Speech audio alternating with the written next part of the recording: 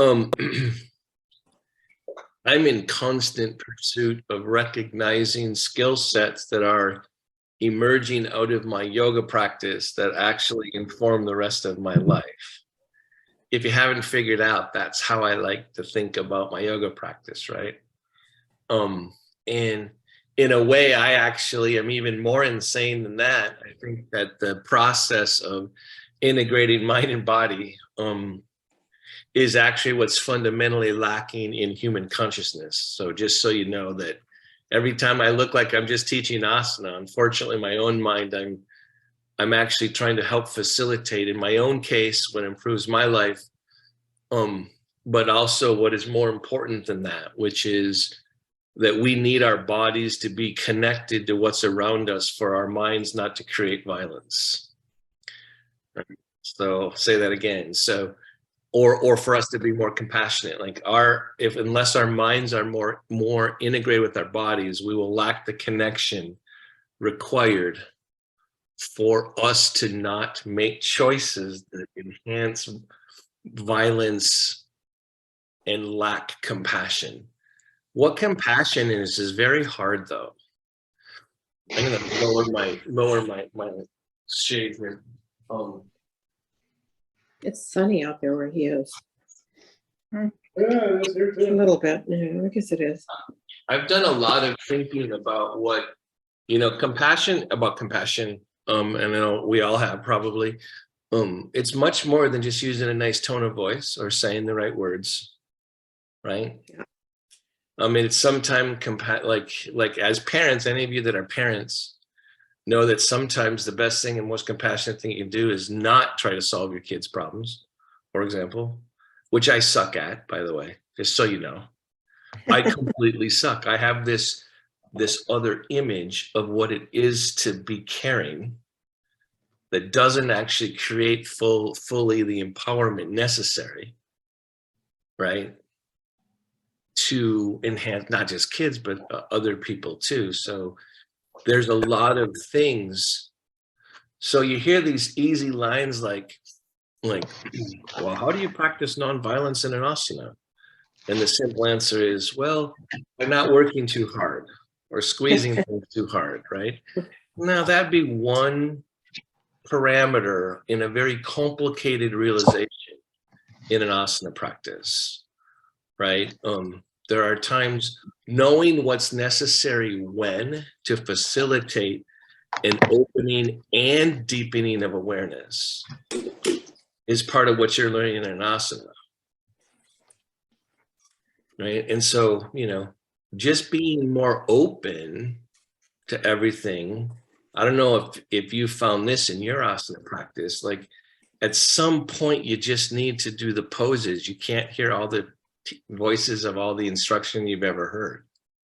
You actually at some point just have to do, and it's about how you're practicing, right, is more important than what you're practicing or how so like how you're doing an asana is more important than whether you're touching the ground or standing up, right? And that's one of the core insights. But what's interesting about how is that when we have kind of the wrong, in my opinion, a misguided, not wrong, a misguided view of compassion, we think, well, the how should all just be peaceful and easy. Now, I don't know about you, but yoga realization in my path has actually been hard work on multiple levels. And I don't just mean physical. There's been nothing easy about my 32 years coming up about practicing yoga. It has brought me places that I wasn't fully ready to go. I talk this about in terms of healing and about what yoga does is that it's not always easy and doesn't always travel in a straight line. And there is no initial, in every step of the way, your yoga practice won't always make you feel better. What it'll do is open you to a wider spectrum of truth. And then it's up to you as a yogi to convert that into well-being. And that's different in my opinion, right? So all these things I think are in play.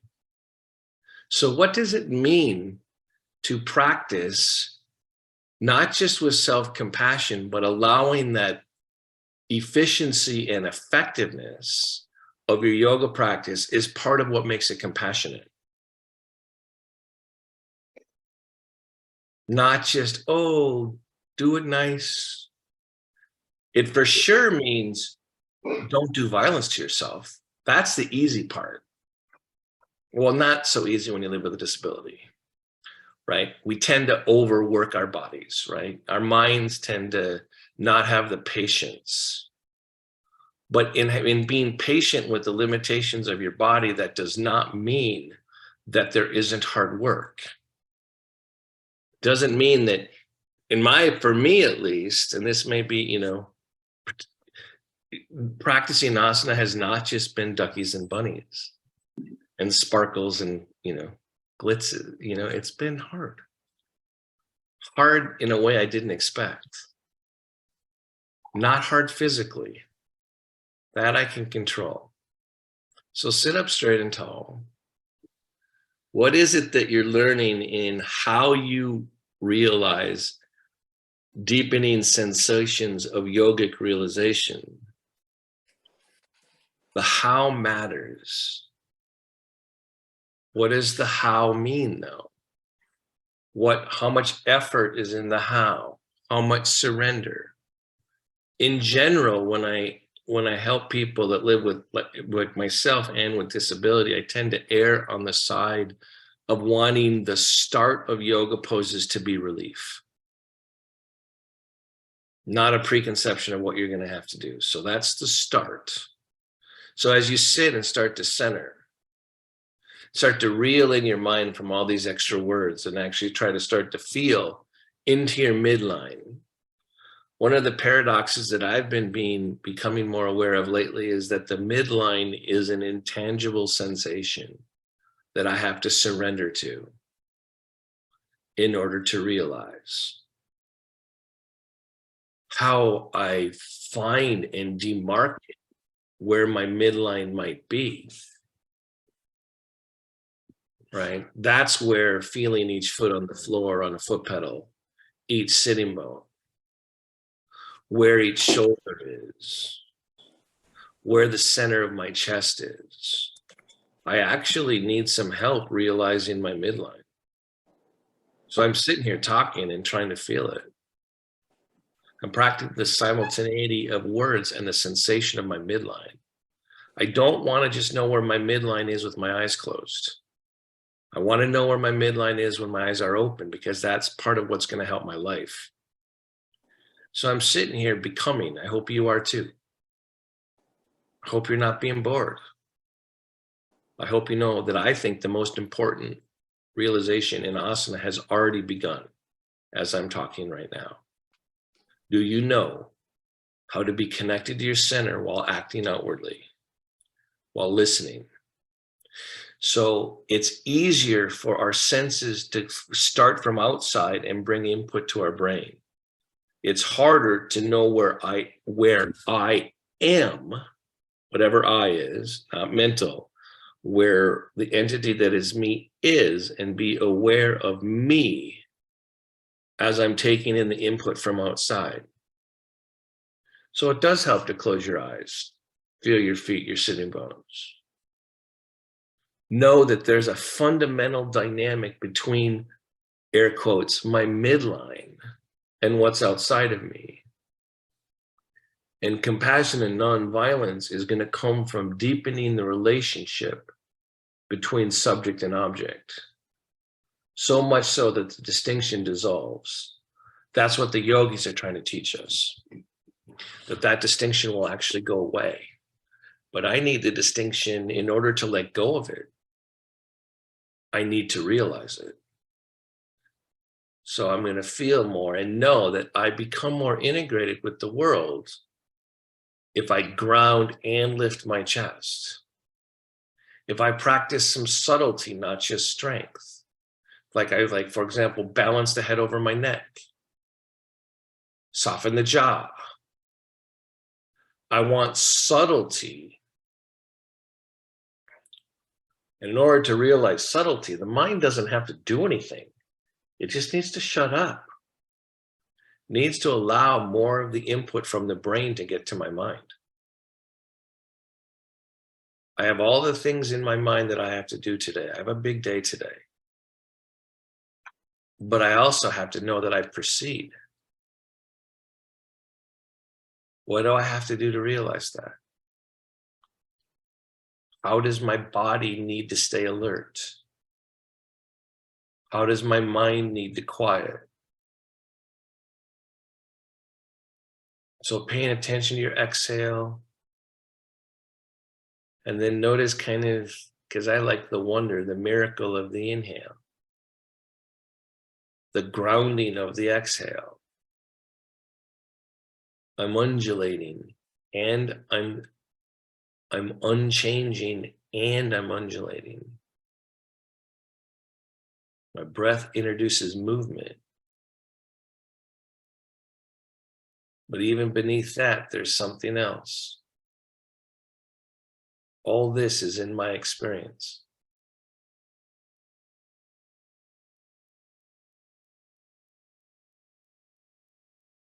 From this place of structured surrender, of grounded allowing, asana starts here. If my asana starts here,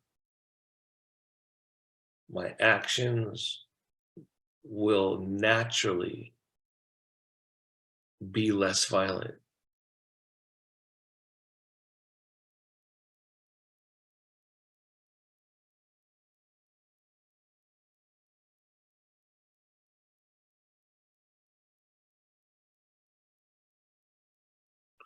Bring your hands into prayer if you can, or ground somehow even more. So so now you start to introduce effort and action. Asana on as an expression of the stillness. Precision to honor the stillness.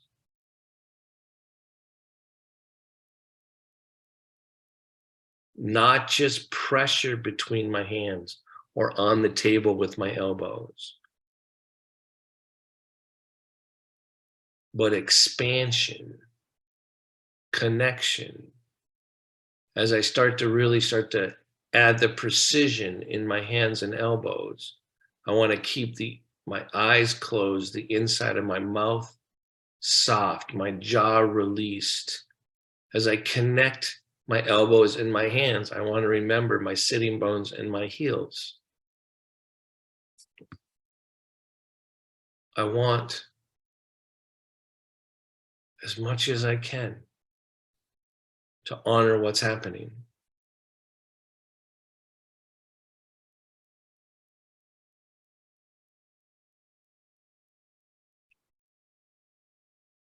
The spark of inhalation, the grounding of exhalation.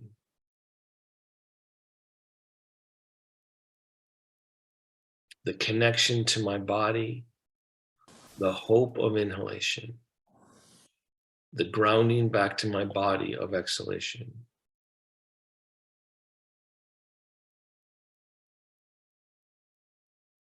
As you exhale and your shoulder blades slightly drop, keep your sternum lifting. But if you're notice on exhalation, the grounding of your elbows and your hands, or one or the other, increases on exhalation.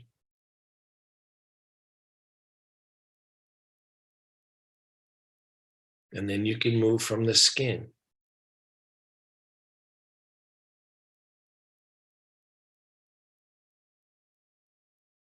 Let go of your day. Prepare your mind to do yoga.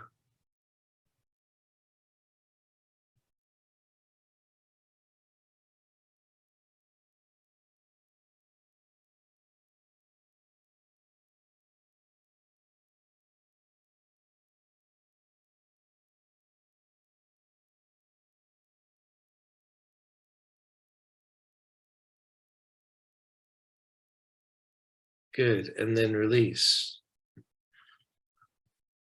So now I'm going to bring my focus not to include so much of my base, but now to lift my sternum and drop my chin. So the focus has narrowed to be more directly centered on my spine.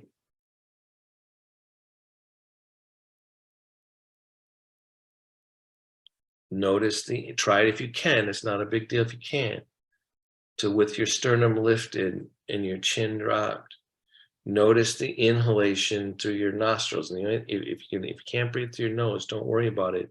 What breathing through your nose does is allow your breath to be centered and expressed more easily for the mind in the midline. But it doesn't have to be done that way.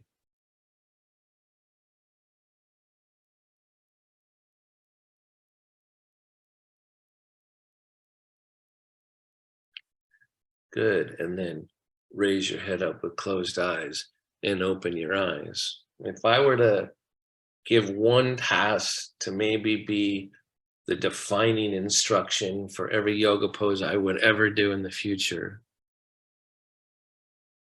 it would probably be, even though I'm an Iyengar student, it would probably be study the intersection between my breathing and my spine. Right? Now, in order to do that, sounds simple, there's a lot that has to go on. So one of the things that one of the defining breaths that we do teach at Mind Body Solutions is exhaling from the back ribs. Now, so the inhalation, that's, that kind of happens, right? But like we typically teach on these next few breaths, feel like you're exhaling as if someone's pressing gently on the inner edge of each shoulder blade. So on the exhalation, your back ribs are coming forward. The inhalation is expanding. The back ribs, the return is what's guaranteeing service. The inhalation is borrowing from the world.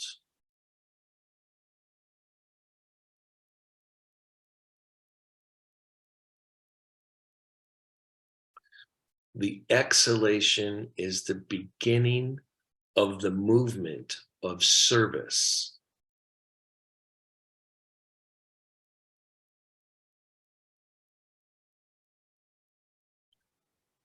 Could it really be this simple? Yeah. Is your exhalation only about service? No.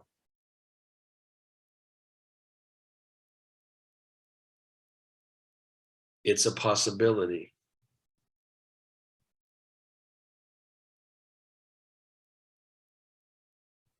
Good. And then don't focus so much on your breathing for a second. So a couple questions. When you started to exhale more from your back ribs, what was the opportunity to feel your body differently and more fully, right? That's one question, right? What kind of growth occurs on exhalation? Right?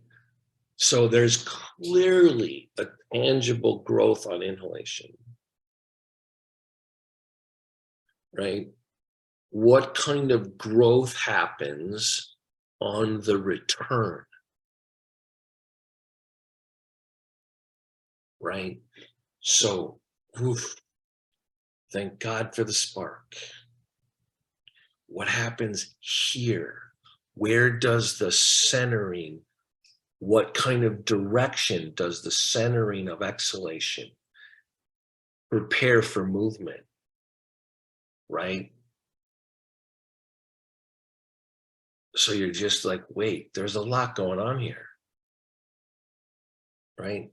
And then there's something happening. So if you remember last week, we're doing some weird stuff. If you weren't here last week, don't worry about it. But when I was having you like go from the sky and pulling as if there's a shadow crossing your midline to the other side. So just do that for a second. So like you're opening to the air up here and you're pulling through and a shadow's crossing your midline, right? Now it's really important. If your mind just fixates on the shadow, it forgets the spine. Okay. So now I want you to make sure that as you reach for the sky here, right, however you do it, you don't have to move your arm if you don't want to, keep in your midline and spine, and the shadow crosses something that's sturdy. Don't just follow the shadow. Your mind will want to just follow the crossing shadow of the bird flying overhead, right? But I want you to stay grounded in your spine as you watch the movement cross the sacred midline, right? So you're not sacrificing by watching the shadow cross, right? And I don't mean shadow as darkness in any moral sense. I mean literally like something's coming across your midline, but keep the midline active and full, right? And then go back to grounding your hands again. Grounding your feet, grounding your arms, grounding your sitting bones.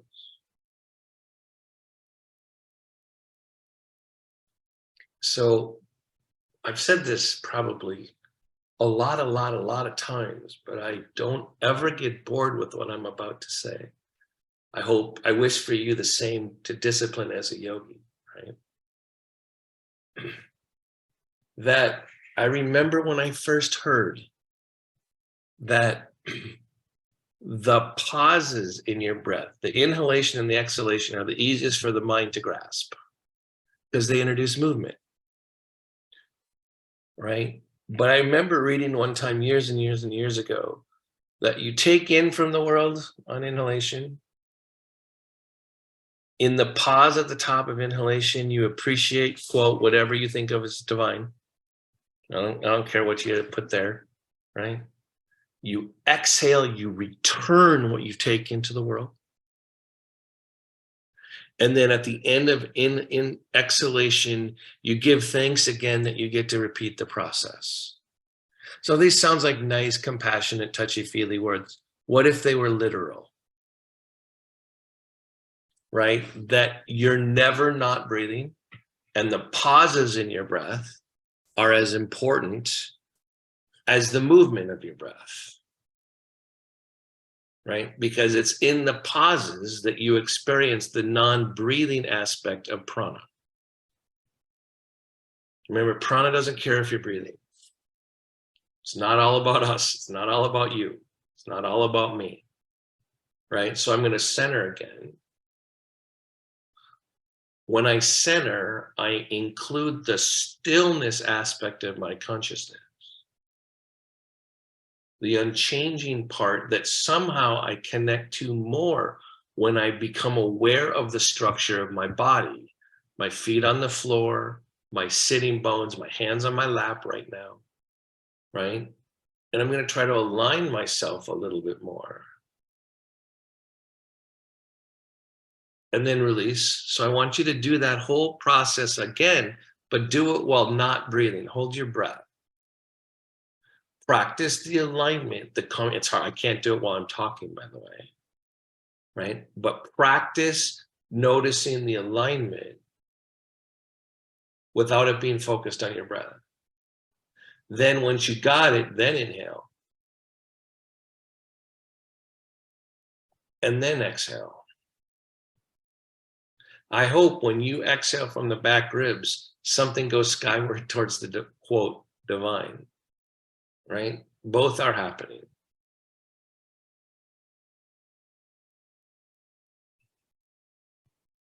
Can I be aware of all this and keep my mouth soft? Can I keep the skin on my face with space in it Can I keep feeling my sitting bones, my feet?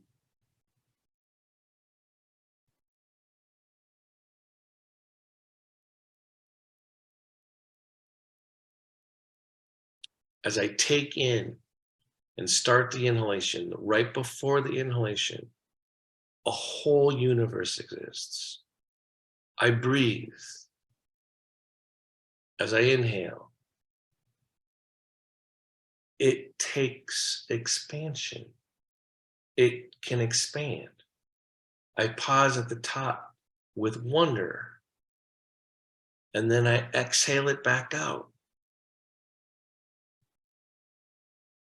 without collapsing, without dishonoring. And then I repeat it again. I sit at the bottom and go, holy cow, I get to take it all again. I get to repeat the happening.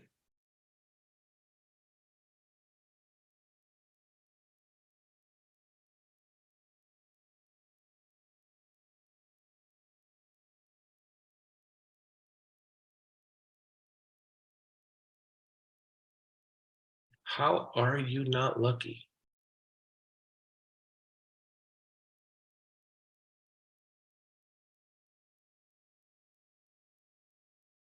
You're lucky. Life's complicated, but you're lucky.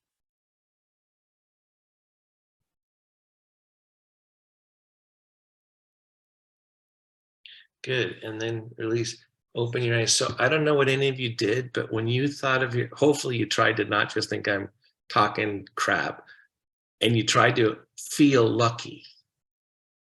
Did you just do that from your head? How did you actually try to feel lucky? It's an interesting question. Maybe lucky and grateful are sides of the same dice, based on the same dice, right? It's gonna be grateful and lucky are similar sensations, right? So I'm gonna sit up again.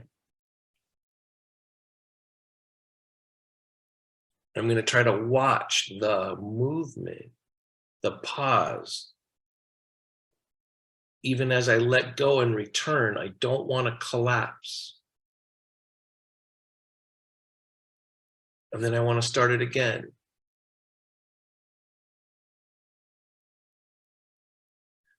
So there are places I know in my asana practice. I've done enough practice, so come forward again. If you bring your hands in a prayer, great. If you're just putting your arms on your legs, great, right, for grounding. I know how to activate some of my skin better than other places of my skin, right? So one of the reasons why I continue to go back here, because this is one of the places I practice subtlety. I practice how to move my skin with on my hands or on my elbows, okay? And I like become not just pressing into my elbows and like heavy down, try to figure out how to have the connection to the table and move away from the table and go into the table, right? And now I want to make sure that my hands, whatever they're doing, are trying to be part of that. And then moving the center of my palm focuses my attention. And I start to realize, oh, I can move the skin on my palm. I can feel the skin on my hands, whether they're moving or not. I can do it, even do it here, right? But I can tell you, I'm not very good about the skin on the side of my neck. I'm pretty good about the skin behind my shoulder blades. I'm a little bit better on the skin on my, across my sacrum, on my back body. I kind of can get to where my heels are. But what if I, whatever my place of connection is, my hands for right now on my elbows, what if I merge that with my heels and my sitting bones? What if I connected all the spaces? The work of connection actually surprisingly I have to do without focusing too much on my breath.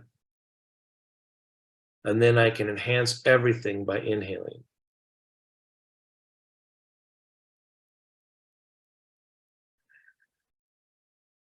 When I exhale, I swear to God, the grounding to my elbows and my hands change. It gets better.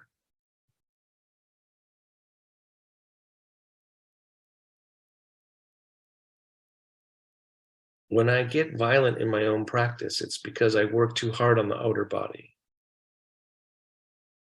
I have to learn to bring my outer body in service of this level of awareness. It's really hard work. And it's not just done with my mind. Good, and then release. This is only going to get more complicated when you start moving more, right?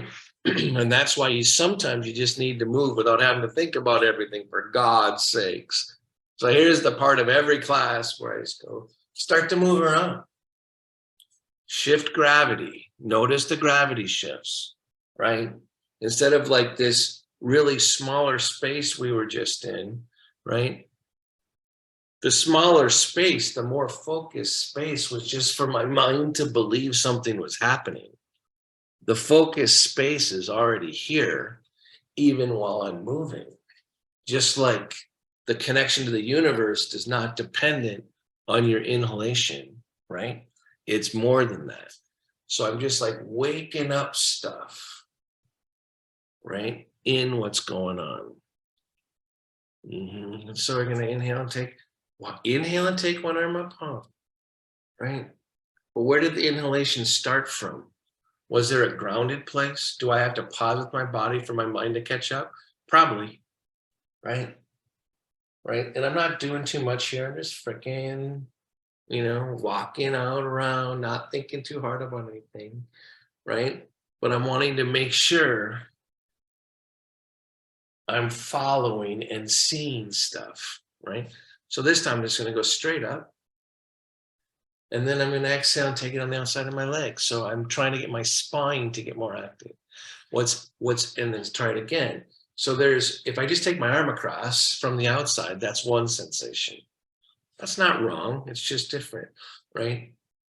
Now I'm going to try to move my spine as I move my arm, right? So I'm twist my spine and then take my arm across, then open and then reground. So I repositioned myself to be able to be more static before I start twisting. So I don't want you to be twisting too much yet. I want you to like pay attention to your midline. Then I want you to let go, inhale, engage, lift the chest. Exhale, grind down a little bit without doing violence and revolve. And then add a strawberry or a cherry on top and lift under the collarbones.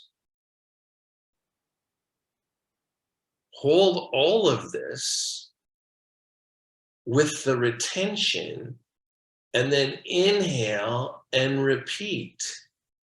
Exhale, move a little farther.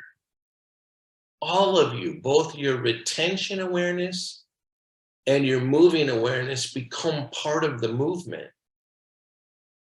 Good, and then release. You're never not breathing. Inhale. Exhale, I'm just going to do it from the outer body. I'm going to show my mind that I can just be sloppy, not asana informed, right? And move my outer body. I'm going to go back to center again. Now I'm going to inhale and try to have it come more deeply out of the unseen part. Inhale up. I'm going to pause here. I'm going to inhale again. I'm going to exhale and move with my exhale to repeat. And then as soon as I connect my other arm, I'm going to inhale to find the grounding of my other arm on my wheelchair. So I'm actually using my breath a couple different times. And by the way, you can use your inhalation without inhaling, just so you know. It's a whole bunch of potential here. So at first, I'm just trying to get the grounding of the new position, the retentive part. Then I'm going to add my expansion of my inhalation. Exhale and revolve. And then when I lift under my collarbones, I'm going to lift and inhale. Exhale, I'm going to keep the lift under my collarbones and revolve. Good. And then release. I'm going to come back to center. I don't know about you, but I just tasted my peanut butter toast that I had for breakfast. I don't know about you, but that definitely got my digestion. Okay, I'm back to here again. What'd you have for breakfast? Sure you're not traveling forward and backward in time when you're doing asana? I'm not so sure. Right? So I'm coming back to what I know to be home. For effort, for action. When I get the privilege of breathing here, while everything's static, I get both. Of course, you know I want you to lengthen your back all the time, especially if you sit a lot, right? So place your hands on the table, or, you know, dollar facing dog if you're at home and want to just do a pose. Anyone that's like can do full poses, just do full poses if you want to. I don't care, right? But what I want you to get now is the sitting bones moving away from the palms of the hand. Huh? Yeah. I want to practice feeling the table and moving my sitting bones away and lifting my sternum. As I lift my sternum, I want to make sure that the pressure continues to go through the index mound of my hands. Or if you're not being able to open your hands like that, there's a movement from the outer elbow towards the thumb. If your hands are just on the floor or on the table. Good, and then release. So the people that can't put their hands down flat, I know there's a few of you, right? And I said that the instruction is to press down to the index mound, you know? All that is an instruction that tries to help you feel pressing down to your index mound. Here's my hand, here's my index mound, right? Is only trying to get you to sheer awareness across the forearm. So there's an anchor for this rotation in the arm. It's not really a rotation. It's the muscle going to the bone, but let's not get picky, right? So if you can't press down to your index mound, what you need to do is know that there's an inward movement this way, which should actually follow your inner upper thighs hitting in and down. The rotation of the upper arm lifts the chest towards the sky. So you're both, remember the class I was talking about where you're folding something in every yoga pose to have it expand out? It's happening in your arms, right? All right, so place your hands again. I want you to move in multiple directions, hitting your sitting bones away from your arms and hands. Lift the sternum to become more full. Don't lose the crossing energy this way as the chest opens. As the chest opens and this is going this way, does anyone feel their side armpit chest and latissimus dorsi engage? Yeah. What if that has to be balanced by hitting slightly in and down on your sitting bones? It totally does. My God, it's full of stars. Breathe. If you're trying too hard, for example, if your name is Pat, right? And you're using your neck and your jaw too much, try to let up on that, right? Oh my God. Everyone squeezes everything to prove to themselves that they're working. It's better than not working at all. Good, and then release. Now, if you can, find a way to, like if you're at home and you have a chair nearby, do that. right? Come down onto the table with your right elbow, right? So now I'm going to focus some other things. I'm going to try to find my feet by learning how to have this position, right? Dropping my shoulder blade, lifting my sternum to find my sitting bones, to find my feet. You mean one action can reveal the whole? Abso-frickin-lutely. That is the case. Any one action reveals the universe, literally. Good, and then release. And I wonder how my yoga practice teaches me stuff. And do the other way. What the hell? What does it mean to have one action touch my entire body? Right? What does it mean for one action to be congruous with the whole world around you? Is this a mental exercise or is this a mind-body exercise? What does it mean to practice focus and concentration in mind and body? Do you think the limb of concentration is just mental? Good, and then release. Absolutely not. And then go again to the first arm. Boom. Ground, fine. There should already be a twist happening. There's a whole bunch of things already happening just with one elbow coming forward. I'm not having it way over here. I'm having it on the midline. Boom. As soon as it goes on the midline, right? I'm already twisting. Follow it. Don't make the twist go more extreme physically. Follow what's already happening. Ground your sitting bones, ground your feet, lift your sternum. It's already happening. Drop your energy, your right shoulder blade down. Lift the sternum up, hit the sitting bones down. Press from the inner groin to the inner knee down to the inner heel. Breathe. Everything's happening at once. It was always this way.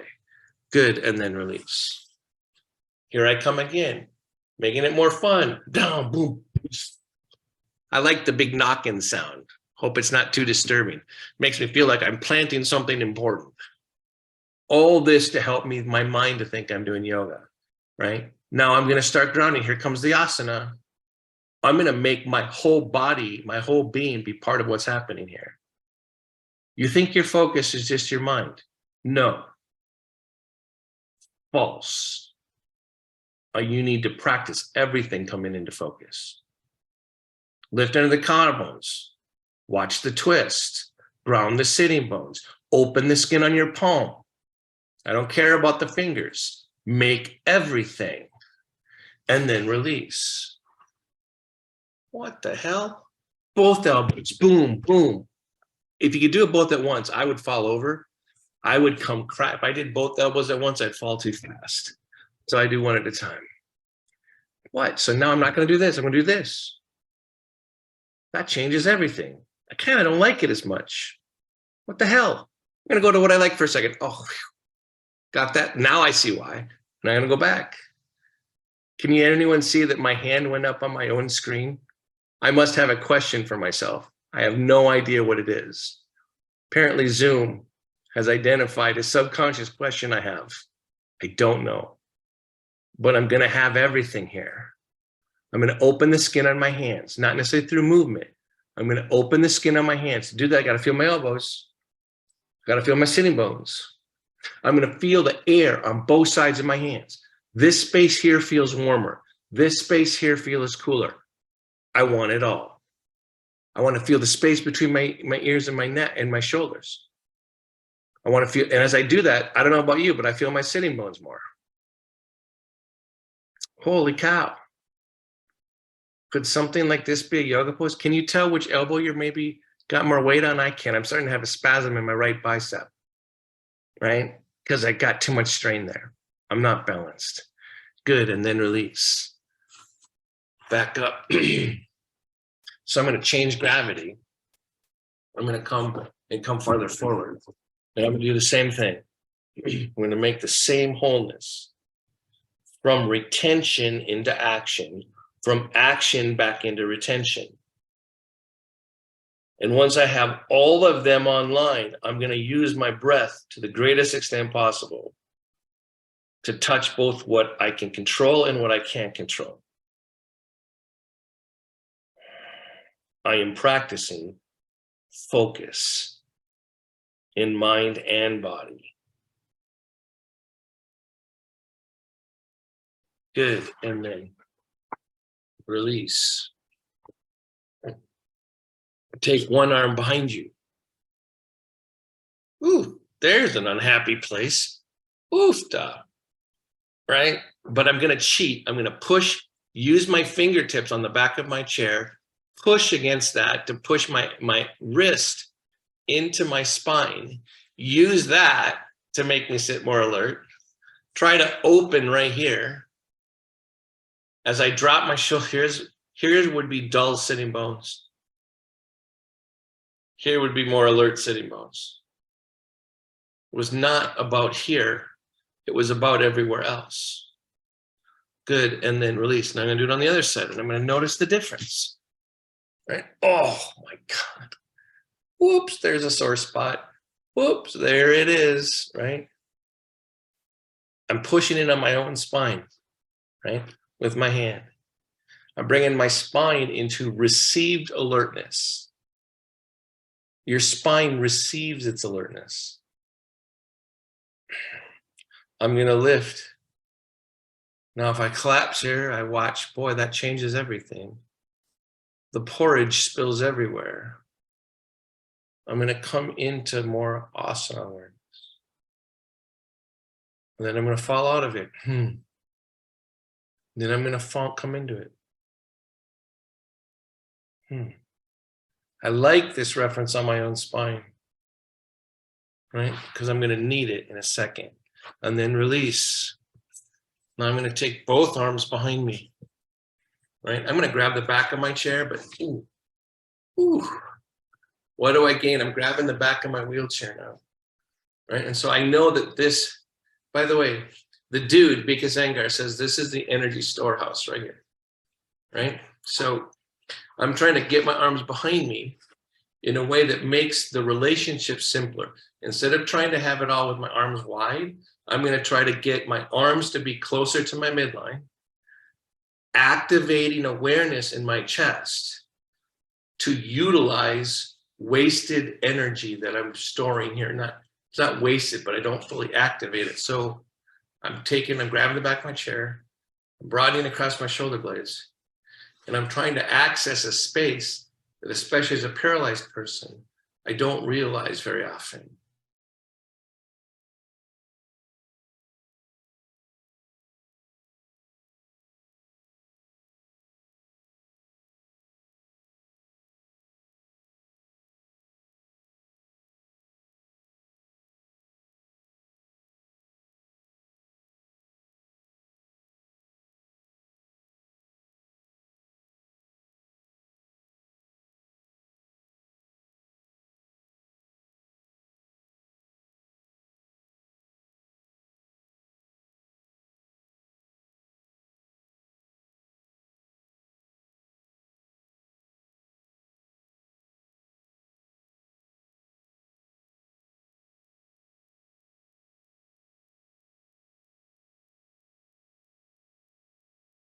Hi, everybody. It looks like Matt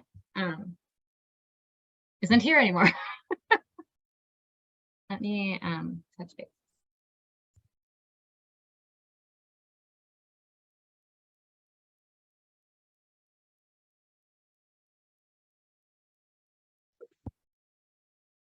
Whoops, my internet went down.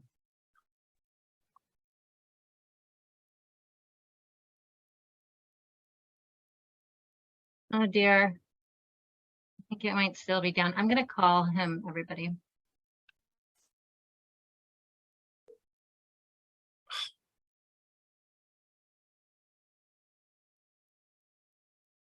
Hey, Bethany, my internet went down. Can you hear me? Okay, something just happened to my internet. If that happens again, Bethany, you have to teach Shavasana.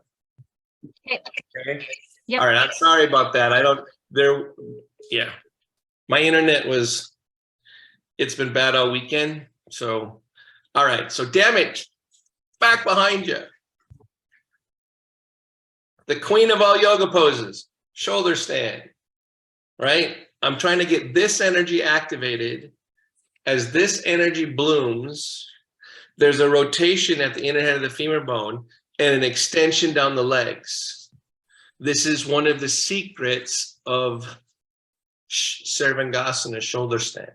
So we're practicing it. But you, because you and I don't get to go upside down, you have to see it, right? You're having to perceive it with your consciousness without it having to be before your senses, right? In front of your senses. You have to like make these connections from the place of retention out to the place of action. I just said a whole bunch right there, by the way. You have to see things and let your seeing not just be mental, not just be visualization. Make it be your body. Inhale to expand it. Exhale to extend it. Inhale, inflate the chest, the side armpit chest. Exhale, extend down through your sitting bones, down through your legs. Good, and then release. So as we're doing this, I didn't give you the drop of the chin. So the lift in the chest without any tempering influence has too much retention in it, is too, right? There needs to be this, right? The other side. So this is going up. This is going down. This is one of the bandhas, and it's being taught in shoulder stand. Okay, so now I'm going to sit here again, take my arms behind me, work on all this activation. In order to lift here, you better work through your sitting bones and through your legs too. You better do it all. Find it before action, which means before too much focus is happening to your breath. Open it. Here's me closing it. See, I can do the opening and closing partially without any breath. Open it. Lift the sternum. Drop the chin. Feel the sitting bone.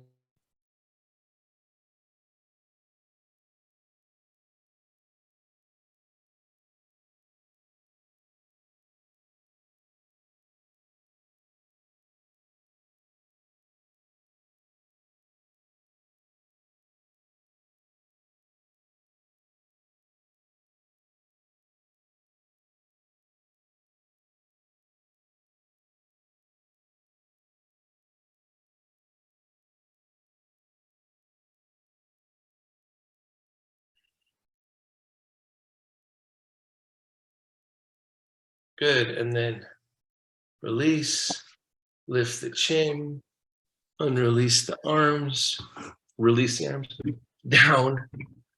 Oh, I'm coming right back. Find, however you do with your hands and your elbows, find your spine.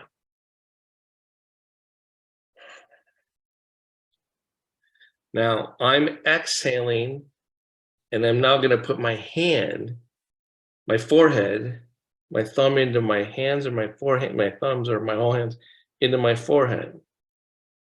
I'm gonna activate and lift the sternum. Drop the shoulder blades, feel my sitting bones, but I'm calming my frontal cortex, right? Through the reference. So I'm activating.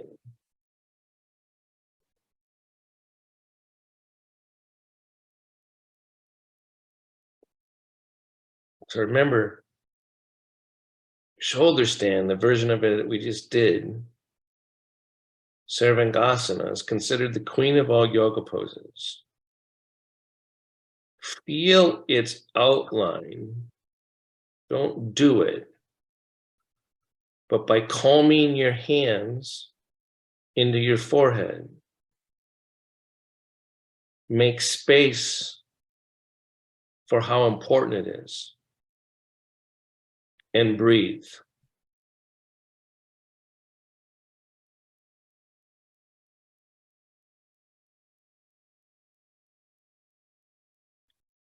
And then release, and then really gently and without nearly as much effort, go back to the position.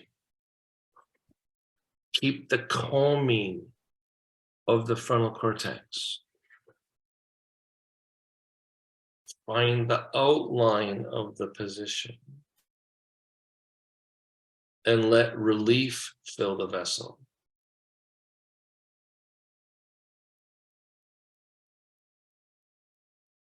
Gentle, shallow inhalation. Gentle, shallow exhalation. And then release. Come forward again. Ground the forehead. Allow its importance. I had to take a big breath to do that.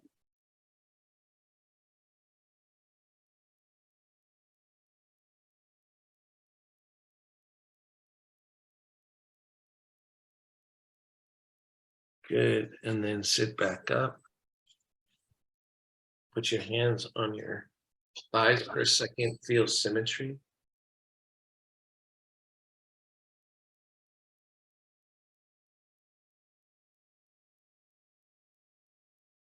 The intangible level that is centered in relief needs to make it into Shavasana now. So then do whatever you want to do for Shavasana. So I'm going to scoot forward so I can lean back against my chair a little bit more. And find a place that works. I'm going to make sure I'm using my skin and my hands to help my mind be more supple, more alert. Lips together, teeth slightly apart. Freedom between my ears and shoulders. Emptiness in my joints.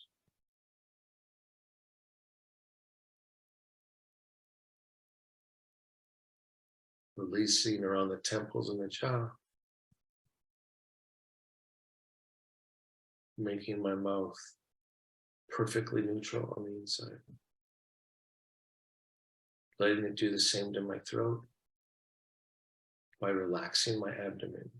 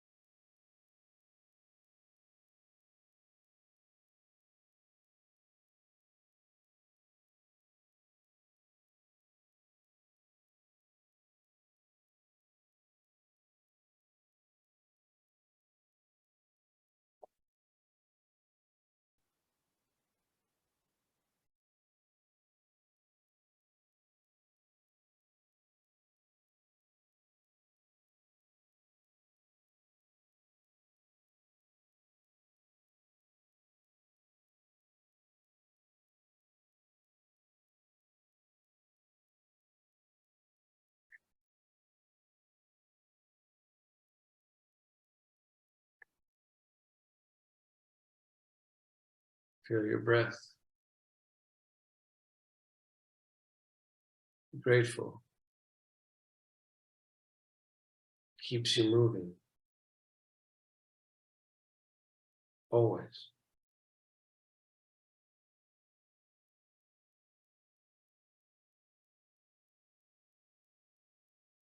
Gradually increase your inhalation. Lengthen your exhalation.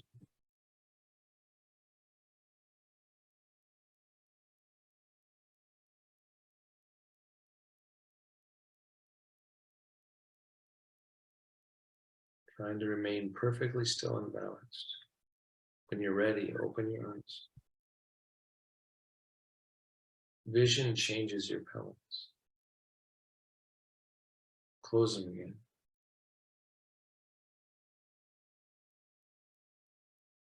Things change when you let in the world. Open them up.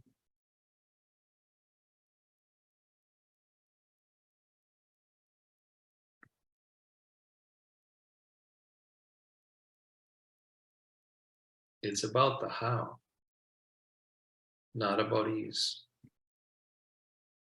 Bring your hands together if you can. Namaste. The spirit in me bows to the spirit in you.